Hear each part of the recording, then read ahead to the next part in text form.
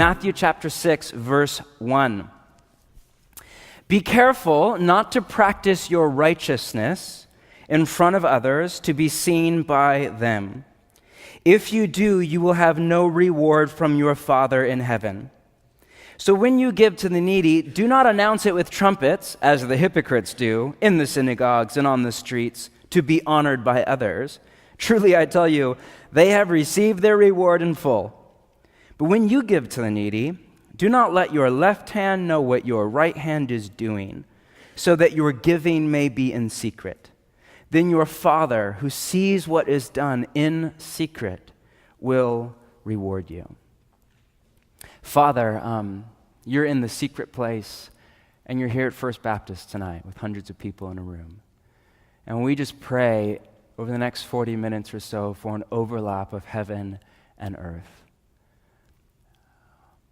An overlap of what I have to say, but far more than that, what you, Father, have to say through Matthew chapter 6, verse 1 to 4, through Jesus, and even more than that, through the Spirit in every mind and imagination and life. Come, Holy Spirit, come.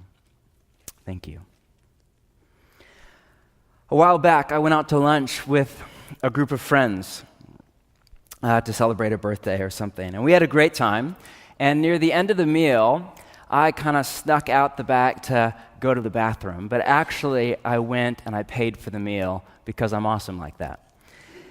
And I go back to the table, and I sit down, and I'm just waiting for that great moment, when the server comes and says, Mr. Comer, and they always call you by your dad's name when you pay for something. Mr. Comer just paid for the meal. It's all covered. And then there's this collective, oh, no way, John Mark, you're amazing. Really growing up now, and wow, you paid for the, there's just that moment. So I'm looking forward to that, as you do. And some of you don't know because you're not as awesome. But trust me, it's great. So I'm sitting there, and after 5 or 10 minutes, the server comes out and just says, somebody paid for the meal. Doesn't even make eye contact with me, no wink or nod at Mr. Comer. I don't get anything. And then there's this quick moment, and it's about 2 seconds long, where all of my friends kind of look around the restaurant, right past my smiling face, do we know anybody here? And then there was this quick shrug, no, oh, cool. And then everybody just got up and left. And I'm sitting there, and my first thought was, well, that was a waste of money. What was all of that for?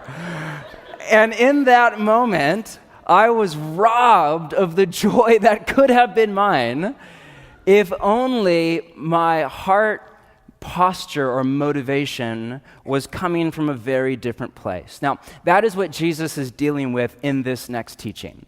And I'm guessing that I'm not the only one who has this bent to do a good thing once in a while for an ulterior motivation. I'm guessing there's 2 or 3 other people in the room tonight. So just for a few of us tonight, let's work through what Jesus has to say line by line. Chapter 6, verse 1. Be careful. Okay, so right off the bat, this is a warning kind of teaching, like a sit up, pay attention. Be careful. Careful of what? Not to practice your righteousness in front of others. Now, the word that we translate righteousness in English is dikaiosune in Greek. Can you say that? Right. And actually, there's a ton of debate and controversy in the academic world. A lot of ink is spilt over this word and how to translate it. But most scholars agree, at least here, that righteousness has to do with right relationships. So when I read that word righteousness, I think in my mind's eye, right relationships. With God, first and foremost, but that's one dimension out of at least 2 or 3. Also, right relationships with other people. Your spouse, if you have one, or your roommate, or circle of friends, or family of origin, your mom, your dad, your church.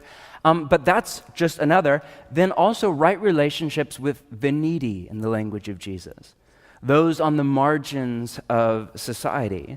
In fact, for that reason, a number of scholars translate it good works. Be careful not to practice all of your good works in front of others to be seen by them. And then look at the second line. If you do, you will have no reward from your Father in heaven. Okay, what is Jesus saying here? Well, first let's start with what he's not saying. First, he's not saying don't do good works. Notice a line later, it's when you give to the needy, not if. We'll get there in a minute. Jesus just assumes that his apprentices will go out and do good works. And for Jesus, good works are exactly that, good, hence the name. And I say that because a lot of you did not grow up in the church, but some of you did. And if, like me, you grew up in a church tradition, there's this vein, and it's not a small one, it's a large one, in the Western church, kind of Western post-Reformation church, if you know your church history, that is a bit of an overreaction to 16th century Catholicism, where somewhere along the way, good works became a bad thing. Anybody know what I'm talking about? Where the only time you hear people talk about good works in church, it's like a pejorative, it's like a dirty word, like, oh, be careful of good works. Like, there's a little problem with that. The main one is that, like, they're called good works, not bad works. So Jesus doesn't say, watch out for bad works. Like, it's no good works, and actually, Jesus commands you to do good works. So does Paul, so do a number of the other New Testament writers. James makes the point that if you don't, like the odds are something is like seriously off kilter in your faith. Jesus just assumes, well, of course, if you follow me, then just the natural byproduct out of your apprenticeship is going to be some kind of good work. So just to clarify for a few of us that grew up in a church tradition like that, he's not saying, hey, careful, don't do good works. Secondly, he's not saying if you do good works, hide them. A lot of people read, be careful not to practice your righteousness in front of others, and then put a period, stop right there, and cut out the end of that sentence, which is what? In order to be seen by them. Now, if Jesus here is saying, hey, if you do good works, make sure you hide it, like sweep it under the rug, don't say anything about it, then by that logic, that's true not only of giving to the needy, which we're about to cover, it's also true, say, of prayer, which would make it like not okay to pray out loud at church, or like prayer meetings then, or by that logic are all off, limits. Remember, this is just one part of a much larger sermon, so we like break it up week by week. But imagine you're hearing this all in one sitting. Rewind one page, just a few minutes back, and remember what Jesus said, quote, let your light what? Shine, it's a famous line, before others that they may see your what? Good works. Again, Jesus just assumes all of this. And glorify your Father in heaven. Now, the key line there is glorify your Father, not glorify you. That's the litmus test. So if you're like thinking, do I tell people about this like cool Jesus-y thing I'm doing? Do I post it on Instagram, which is what it really comes down to, or not? Like, or not, like, how do I know, public or private? Tell people or keep it a secret? The litmus test is, does this glorify God? In fact, there are times when what you're doing, it is fitting to broadcast it to the world because that's exactly what it does. Glory to God, to the Father, and a motivation for other people to join in that. It's not wrong for Bethany to tell a cool story about how your money went to a septic system in Nicaragua. That's beautiful because I'm moved in that moment to like, wow, the Father is amazing, and to more generosity and justice in my own life. The litmus test is, does it glorify God or does it glorify me? Do people like walk away and think, oh, wow, that guy is really amazing, or that girl is really amazing? So Jesus is not saying, hide all of your good works. So what is he saying? He's saying, when you do good works, don't do them to show off or to look good in front of other people, for the three of us that struggle with that once in a while. The key line there is to be seen by them. Can also be translated in order to be noticed by them. In Greek, it's theathanai, which is where we get the word theater. More literally, it's to put on a show for them, or even to put on a theater for them. So Jesus is dealing here with our motivation. And I need to say this, Jesus is interested in behavior. So I hear people say on a regular basis, the gospel isn't about behavior modification. And with all due respect, I think to myself, what gospel are you reading? Do you have another translation of the Bible I'm not aware of? Like Matthew, do you have another New Testament? Unless if I'm missing something, Jesus really cares about my behavior, and he wants to modify it, like a lot. In fact, I think he wants to radically change it and reteach me a whole new way to be human. Jesus just finished, if you've been tracking through the sermon, 6 examples of his way of life, and every single one is about behavior and how to modify it. But that said, for Jesus, right behavior isn't enough. We need the right heart posture or motivation behind it. In all forms of religion or spirituality, and even in the way of Jesus, there is a temptation that we all face to do the right things for all sorts of kind of ulterior motivations, goofy, weird, narcissistic reasons. For example, I hate to use myself as an example, but I'm up here teaching the way of Jesus. Is that a good thing or a bad thing? I think it's a great thing. But you have no idea why I'm up here. You don't know my motivation. You can't see that.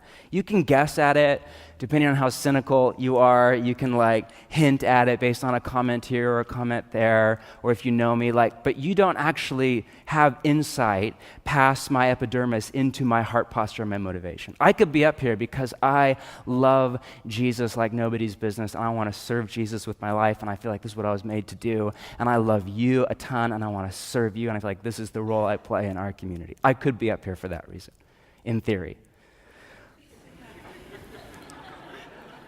Or I could be up here because this is my job, and I have a father, and I have little children, and rent is really expensive if you live in the city, and there was nobody else to teach this weekend, and I really wanted the weekend off, but here I am. Or worse, I could be up here because I'm up here because I want more followers on Instagram, because I want to sell more books so that I can make more money, so that I can have more power and authority to dominate and impose my will and da-da-da-da-da. Some of you are I was already cynical, and now I know it. I know it, right? Now, I'm not saying this is all a hypothetical scenario, okay?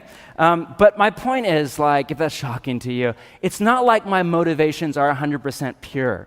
The reality is I'm a mixed bag. I'm up here for some really good reasons, and in all honesty, I'm up here for some not so great reasons. And don't judge me. How many of you go to work at your cubicle tomorrow morning and you get there at 7:30 and the only thought is in your mind is, I am here to contribute to human flourishing? That's it. So come on, let's be honest. There are moments when you're human flourishing, and the other moments they're freaking email. Why am I here working for the man, right? So the question that you have to ask yourself on a regular basis, that I have to ask myself in particular, it's an occupational hazard with my job because this stage is crazy dangerous. But we all have to ask ourselves, why am I doing this good thing? Whether it's teaching the way of Jesus or serving on the hospitality team or loving your 2-year-old or anything good. Why? What is my motivation? And that's what Jesus is dealing with here in chapter 6. Now, chapter 6, verse 1 that we just covered is essentially a thesis statement for the next section of the Sermon on the Mount, from verse 1 all the way down to verse 18. That's our next little section.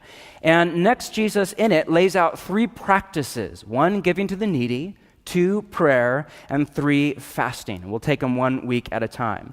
Every time and place has its core practices, or if you prefer the language, spiritual disciplines. For us in America in 2017, it's Bible reading, prayer, and going to church. That's great. I believe in all of that. But if you think about it, in Jesus' day, first off, there was no Bible to read at home. The Codex was, 1,500, the Gutenberg at least was 1,500 years away, years away. And so you either put the Bible to memory at a young age, if you were smart enough, or you just were at synagogue a lot, and you grew up hearing it read out loud over you, but not in the morning with your Chemex coffee and your Allen Bible handmade in Scotland. You don't have any of that. We're way before that. And then as far as going to church, or they would have called it synagogue, you're living in a village, there's a few hundred people there. Synagogue is the epicenter of life. It's your local elementary school, it's the community center, it's the worship center, it's the justice center, it's kind of the house of government, it's the welfare system. You're there pretty much every single day or all through the week. All of it goes without saying. So the 3 core practices that you read about in a lot, not only right here from Jesus, but in a lot of rabbinic literature from around the time of Jesus are exactly that: giving to the needy, prayer, and fasting. Those were kind of the 3 core or most important practices of Jesus' world: giving to the needy, prayer, fasting. Now, Jesus is not giving an in-depth teaching on each practice, so I won't do that either over the next few weeks. Rather, if you think about it, he is warning his apprentices about the danger of religious hypocrisy, the danger of getting sucked into doing these core practices, which are all great, and Jesus is all for them, but getting sucked into doing them in order to look good in front of other people. And we need to listen carefully to Jesus' teachings over the next few weeks. Our entire church is built around this idea of practicing the way of Jesus together in Portland. We have a high value for practice, but it would be really easy over the next year or two to get off track. So over the next few weeks, we'll take on each of the three practices. For tonight, first up on the docket is giving to the needy. Take a look at 2. Jesus goes on. So when you give to the needy, now that phrase, give to the needy, is one word in Greek, elemosuen, and it's very slippery to translate into English. Back in the day, it was translated almsgiving, if you ever had a King James Bible or something like that. I actually think that does a much better job, because it's not just giving money, which is kind of how we read that in our day and age. It is that. It's tithing to Bridgetown Church, and 10% of that goes to hear the cry. It's that. But it's also serving at foster parent night out once a month, which 70 or 80 of you do on a regular basis, or welcoming a refugee family into your home with Refugee Care Collective, or a foster child into your family. It's not just giving your money, it is that, but it's also giving your time, giving out of relationship, giving your life itself. It's closer to what we call social justice. And social justice was central to Hebrew spirituality. Read the Old Testament. It's practically on every single page. You can't read the Old Testament or the Bible of Jesus' day without getting sucked into the gravitational field of God's heart for the poor. It was so central to Hebrew spirituality. And in Hebrew, the exact same word, tzedakah, was used for both righteousness and almsgiving. To be righteous was to give to the needy, and to give to the needy was to be righteous. In fact, in AD 70, after the destruction of the temple, if you know your Jewish history at all, Roman General Titus leveled the temple, leveled the city. It was the end of Israel as we know it. And if you've ever, Judaism had to essentially reinvent itself, because they had no more temple, no more priesthood, and no more sacrificial system. So read the Torah, read the first 5 books of the Bible, and imagine trying to go out and do that with no temple, no priesthood, and no sacrificial system. It's like most of what the Torah is about. So Judaism had to reinvent itself. What we have today is very different than what we had in Jesus' day. In that kind of revamp, giving to the needy actually replaced the sacrificial system as a way to make atonement. So post-sin, instead of going to the temple with your goat to make atonement before God, there was no more temple, there was no more priesthood, there was no more sacrificial system. You were now living in Greece or whatever, and you were a minority in a ghetto neighborhood or whatever. Instead, you would go out and give to the needy. You'd go take a meal, or you'd take money, or you'd start a nonprofit, or you'd volunteer an hour or two or whatever in order to atone for your sin. I'm not saying that's right or wrong. I'm just saying it played a key role in society. One historian writes this: by the 1st century, there was a well-organized system of relief for the poor based in the synagogues, providing something of what our modern state-sponsored welfare systems aim to offer. So think about Medicare and welfare and food stamps and all the government programs that we have. Imagine none of that is non-existent at a government level in Jesus' world. All of that was run through the local synagogue, and all of it was based on generosity of people that actually had money in the local synagogue. The funding of this system depended on contribution from members of the community, which could reach such an extent that there were rabbinic regulations to prevent a man from impoverishing himself and his family by giving away more than 20% of his income. So my point is, Jesus is tapping into not only a high value in his society, but a high value in the heart of the Father. And Jesus is all for it. He is all for giving to the needy. That's not really what this teaching is actually about. What this teaching is actually about is our motive. He just assumes, of course you're giving to the needy. What he's dealing with here is our motivation. And Jesus has a negative or a wrong motivation and a positive or a right motivation. Let's take them each in turn. First off, the negative. He goes on, do not, when you give to the needy, do not, here's the negative, announce it with trumpets. So as far as we know, people did not actually, play a trumpet before they gave money. But there's a clever little play on words. So this is 2 millennia before PushPay and an app on your phone where you just like kind of reach down and give, or there's automatic withdrawal out of your checking account or whatever. We're way before that. There was a giving box in each synagogue that was actually made out of a ram's horn. So it's very similar to a shofar, which was also used as a trumpet. And when you would walk in, you would take your coin, your denarius or whatever, kind of made out of metal or copper, and you would throw it in the ram's horn, and it made a loud noise, like a kind of clang and clatter. And so you'd like walk in and kind of announce yourself with like, how was there like one cling, cling, cling, or was it like da-da-da-da-da-da, you know? And everybody would kind of look, and we laugh at this, but like Jesus actually has more than one teaching on this reality. So it's a clever little play on words. And he's saying, listen, when you walk into the synagogue on, Sabbath morning or whatever, and you give to the needy, that's great, but don't announce it to the world. You don't have to like throw it like basketball style from 10 feet away, and like one at a time. Ding, ding, ding, ding, ding. Ding, ding, ding, ding, ding. Oh, here's another ding, ding. You don't need to announce it to the world. He goes on, as the hypocrites do in the synagogues and even on the streets, to be honored by others. Now, this is the first time that Jesus uses a word that later becomes a Jesus-ism. In Greek, it's hypokrites, or in English, hypocrites, and it's used by Jesus 17 times, usually for, think about this, the religious leaders of his day, or the Pharisees and the teachers of the Torah. Now, in Jesus' day, it wasn't a pejorative like it is today. It did not mean like a deceiver. All it meant was an actor on a stage. It was very similar to our word actor. And this was an image that all Jesus listeners would immediately connect with. Just down the road, a few miles from Jesus' hometown, was the Roman city of Sepphoris, where a gigantic theater was built just a few years earlier. In fact, the Gospels say that Jesus was tekton is the word in Greek. Usually we hear it's carpenter, and we imagine Jesus like with a lathe and like sawdust and a table. That's a beautiful picture. He lives in the Galilee. There's no forest for like 100 miles. Basically, nothing is made out of wood. Even to this day, everything is made out of black basalt rock. Pretty much the only thing in a home that was made out of wood was the front door, if you had enough money for one, and maybe a table or two to put a lamp on. Everything was basically made out of rock. That word tekton doesn't necessarily mean carpenter. It can mean that, but it really just means construction worker or even stonemason. So it's far more likely that, don't imagine Jesus like with the lathe and the table. I'm sorry to just burst your bubble right there.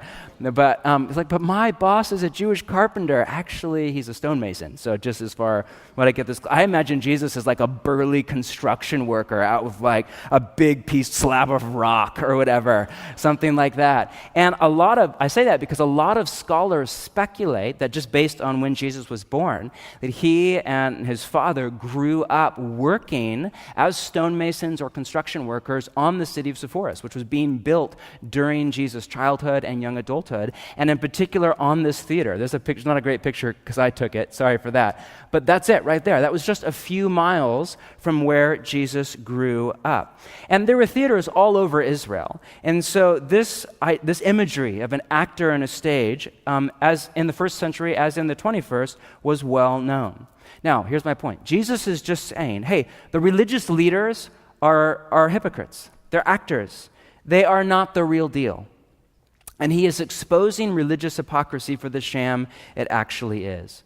In fact, a number of kind of language experts think that this idea of a hypocrite as like a pejorative, a negative idea, a deceiver, actually entered Western usage through Jesus' teaching right here. He was the first one to call out religious hypocrisy. Think about that.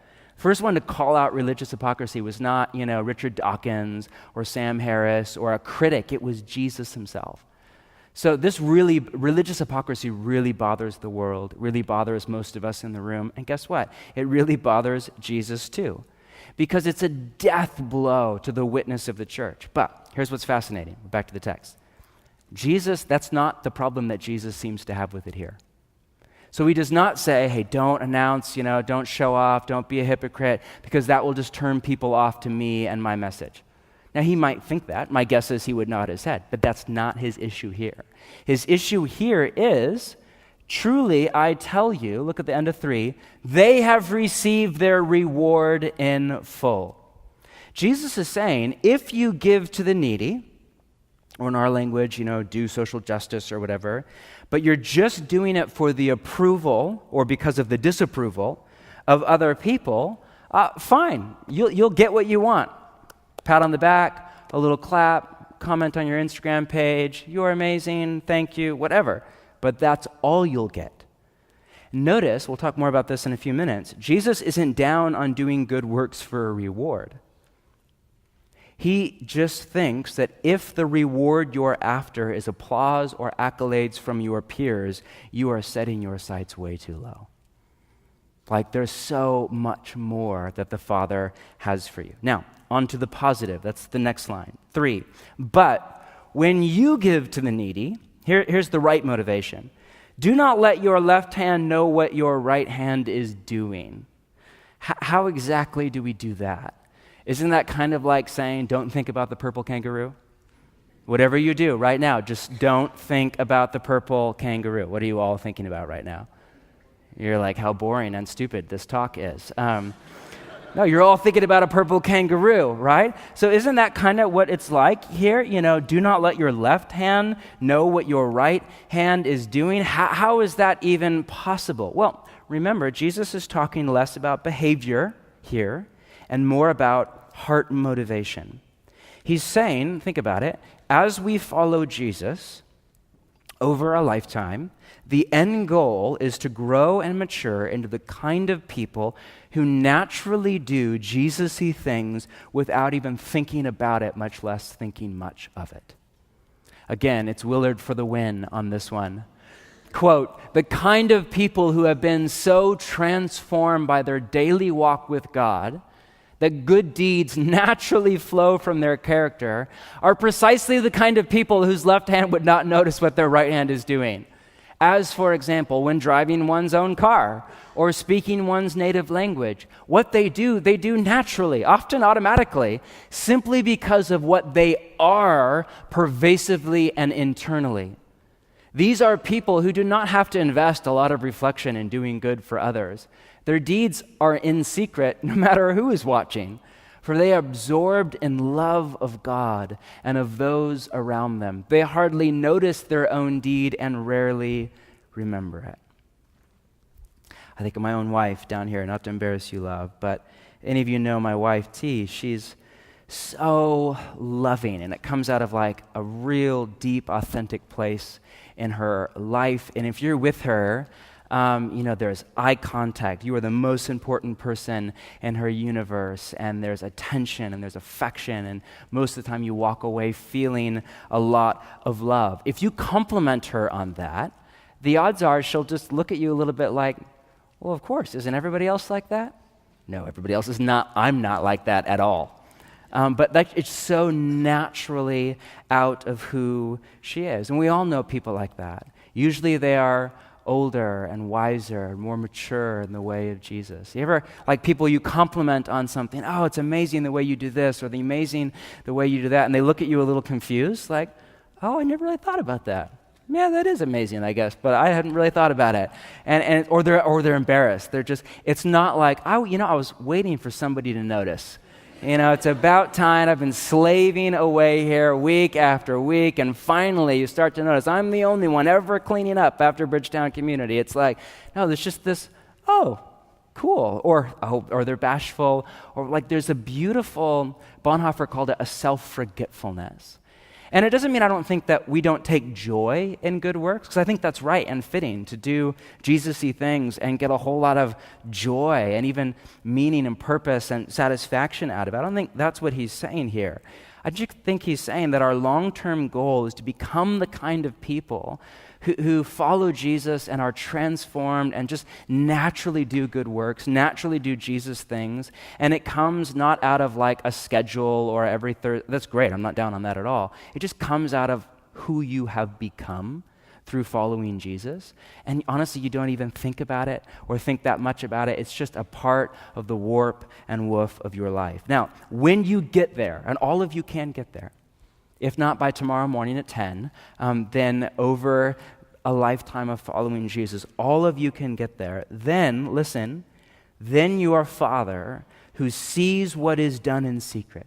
He sees what nobody else sees, what never makes it onto Facebook or onto a stage, what never has like a, well, thank you for you, or your name on the back of a pew or whatever. He sees all of it. He sees all of your life. There's nothing that is a secret to the Father. Your Father who sees what is done in secret will reward you. Now, this is the most fascinating part of the teaching for me. Jesus is saying the right motivation for giving to the needy, or I think for any good work, is to get a reward from your Father in heaven. Now, just think about that. That sounds a little self-serving, right? Western culture has a high value for altruism. So I started thinking this last week about Immanuel Kant, if you read any philosophy. His whole thing was do the right thing because it's the right thing. That's all you should need. No pat on the back, no whatever, just it's the right thing to do. And that's fine. That's a high Western value, and I have no problem with it at all. But Jesus is a bit more realistic about the human condition, and he has, I think, an even greater insight into our engine of motivation. And notice he doesn't say that. He doesn't say, give to the needy because it's the right thing to do. He doesn't even say, give to the needy because that's what God is like, and you need to be like God, like he said with love your enemies. He just says, give to the needy, and if you do, your Father will see it, even if nobody else does. And guess what? He'll reward you.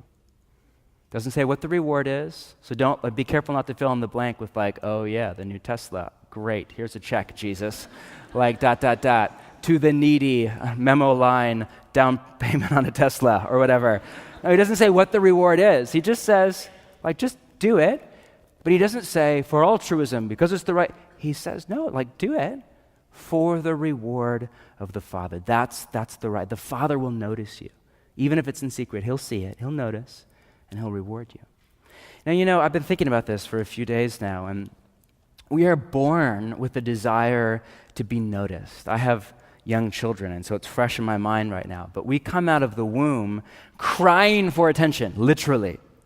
And when kids grow up, or as kids grow up, they regularly say to their parents, to their dads in particular, but also to mom, aunt, uncle, grandma, grandpa, random stranger on the street, this one little line. If you're a parent, you know it well. Watch me, Daddy. You recognize that?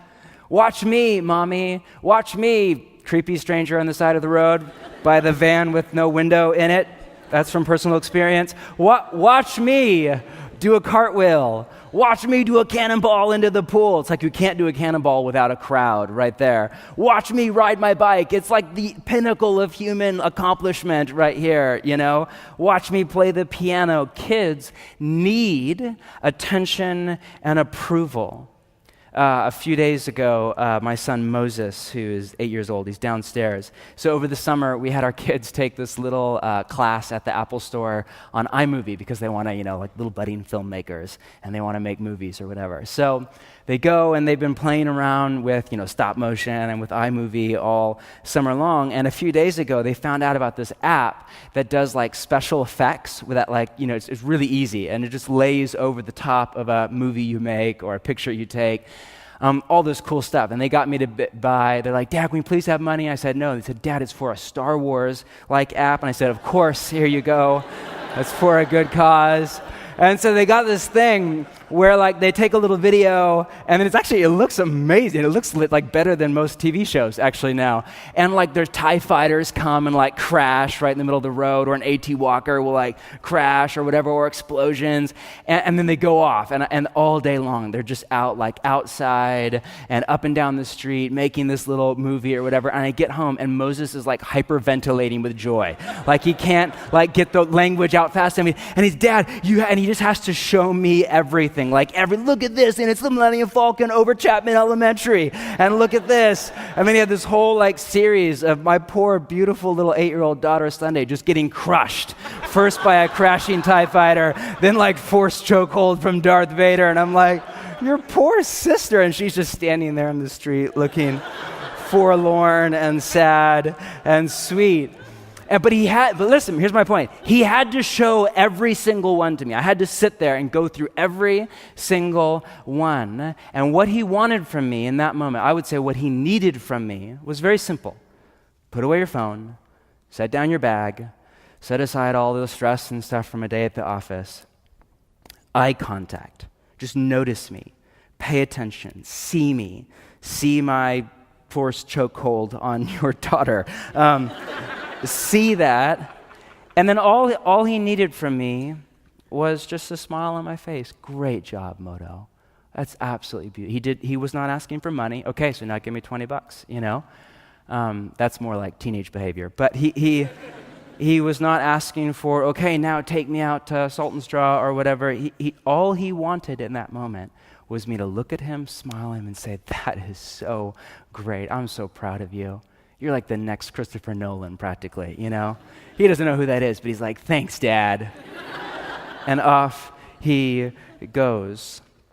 And when children don't get this, in particular from a father, and we need it from more than a father, but I know that's unpopular to say, but now we have like hard science to back that statement up. When children don't get this from parents and other people in community, but especially from a father, they grow up and end up looking for it in all sorts of other places. I cannot tell you, I know just enough well-known people and travel just enough and see behind the scenes just enough to realize that there are a whole lot of well-known leaders inside the church, pastoral things, outside the church, CEOs or whatever, who from a surface level brag and self-promote and retweet positive statements about their latest book or sermon or whatever online, or dominate people and hire and fire and leave a trail of dead bodies in their wake.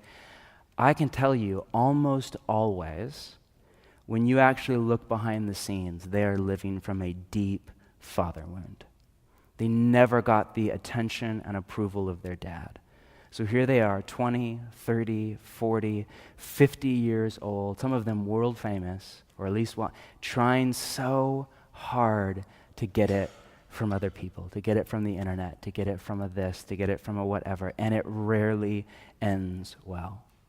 Our healthy desire to be noticed and rewarded by our Father, just with his relationship, his smile, his pleasure over our life, out of that, just that quickly becomes, especially if we grow up in a family of origin that is less than healthy, which is a lot of us, it quickly becomes a desire to be noticed and look good in front of other people. And that is just a hamster wheel. It's just like you run, you tweet, you work, you brag, you boast, you show off, you accomplish, you accumulate, and you never, ever get there. Is there freedom from that? The answer is yes.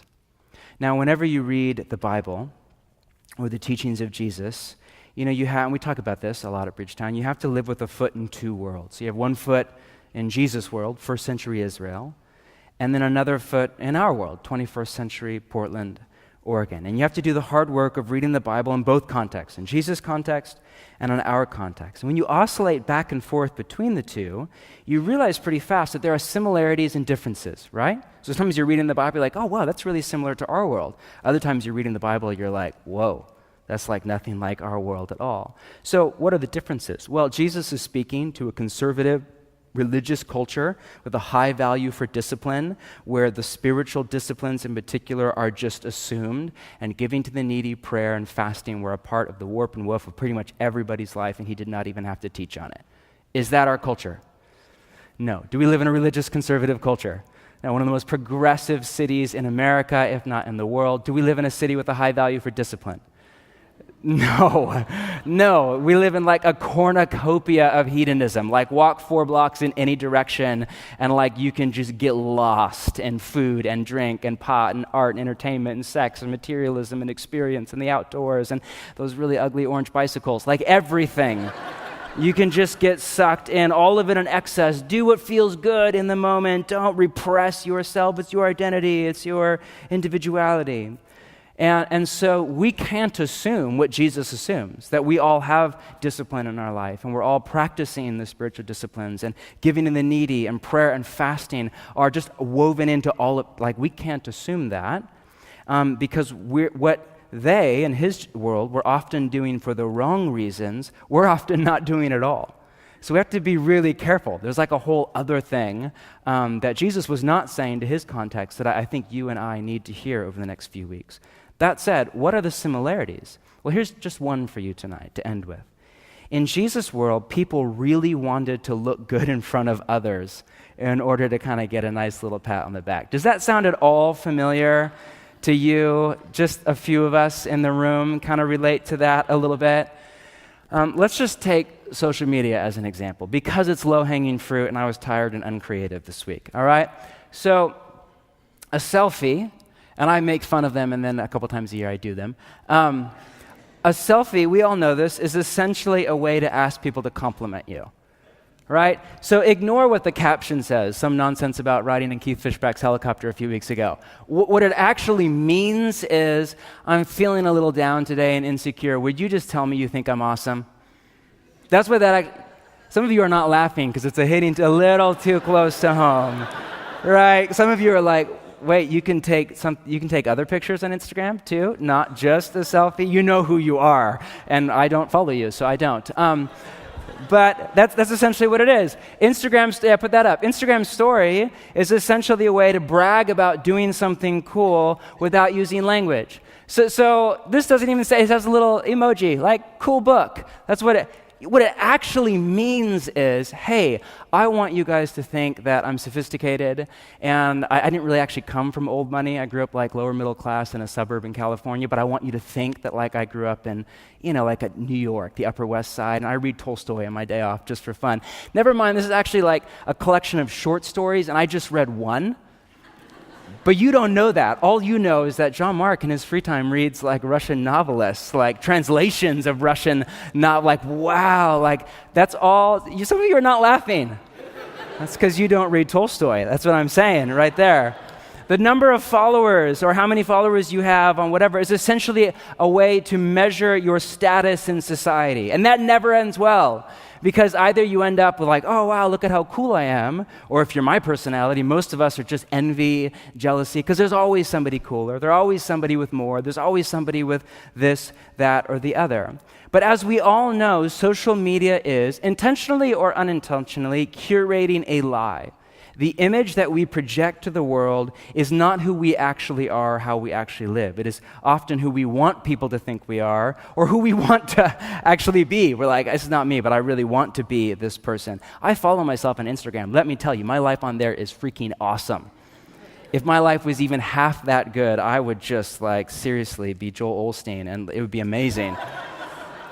Because all I do is post, like, I curate, I celebrate the good, the beautiful, and the true, also known as I only post cool things. I don't post like, in a fight with my wife, again, over this same stupid thing. Don't post that. Don't post like, feeling really tired today, had a lot of meetings as a pastor, and I'm introverted, and so I just want to like yell at my children who are driving me. Don't post that. Don't post like, Monday morning, just feeling really tender and emotional, and honestly, I'm really depressed because I gave a teaching on nonviolence, and it made some people really mad, and I got in this little fight about how to interpret Romans 13, and I'm dreading opening my email. Instead, it's like, here, doing an interview with Dr. Preston Sprinkle, like, yeah, like, I was actually miserable that day. None of that is on there. Why? Because I want to look good, and I want to look good in front of you and the interweb. Now, social media, we laugh at it because it's low-hanging fruit that is in a lot of our life. But there are so many examples. Maybe you're not on social media at all. You're like, not me, I'm a doctor. MD, actually. You can call me doctor. Like, that's just a whole other one. Degrees, your resume. And I'm all for higher education, please. Like, hopefully you know I have a high value for that. I actually have a master's degree. You should know that. And I graduated summa cum laude, and but we all know degrees are a status symbol in our society. Or things, material. For a lot of people who aren't as wired for the life of the mind, it's things. It's the car you drive. It's the clothes that you're wearing. It's the type of phone in your back pocket. It's how new your iPad is. Do you get the new one every single year or whatever? Or some of you are like, no, not me. I'm a minimalist. But you still have like a whole shelf of books in your apartment. And there's nothing else, like one chair. But the books are there to show all the visitors, you're a reader. And you're smart, and I don't value things, I value the life of the mind. Yeah, whatever, you even read that. Just be like, how do you know all of this? I know it from personal experience.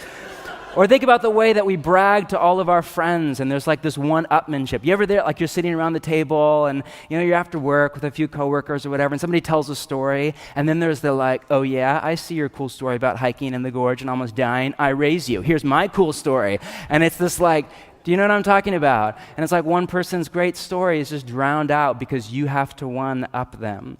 Of course, even tonight, we have the MTV Music Awards tonight. That is like the pinnacle, like an awards ceremony. Famous people rewarding other famous people, and all of us just eating it up. Like we have to it's nauseating. My point is, listen, I'm just about done. Our culture is obsessed. I think more now than ever before, my working theory is because of the breakdown of the family and the disappearance and dismantling of fatherhood. It's obsessed with image, with looking good over being good, with applause and accolades from people rather than attention and approval from the Father. And it is exhausting, am I right? Always trying to keep up, stay cool, stay informed, well-read, up-to-date, in vogue.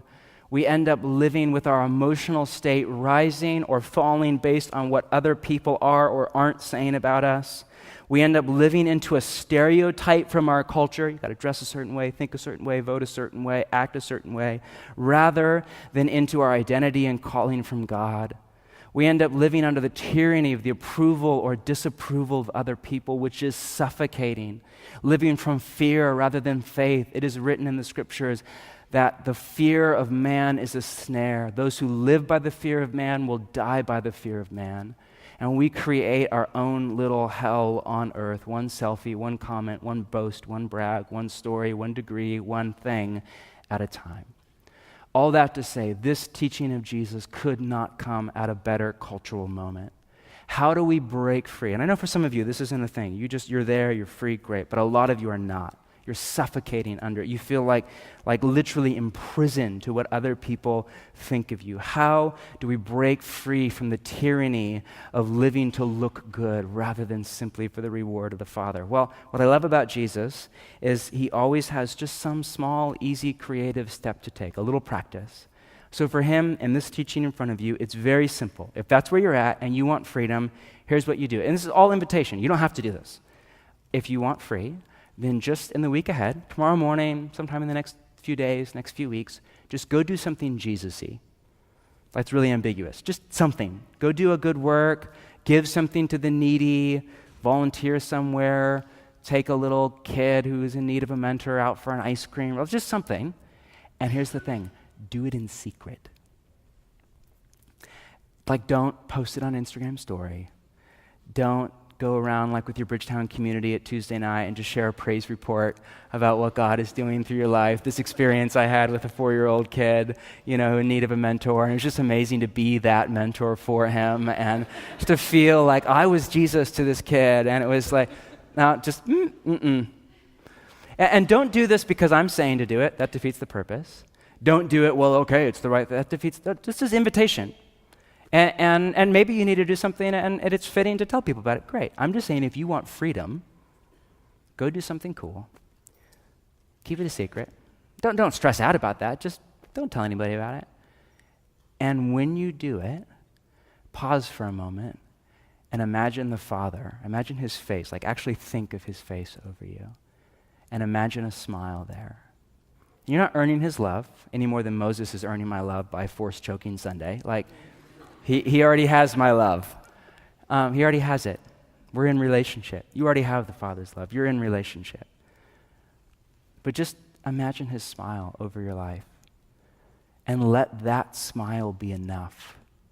And just feel the suffocating weight of bondage and imprisonment to what other people think. Just feel it fall off of your shoulders as you get to experience freedom in the kingdom of God. Let's stand and pray.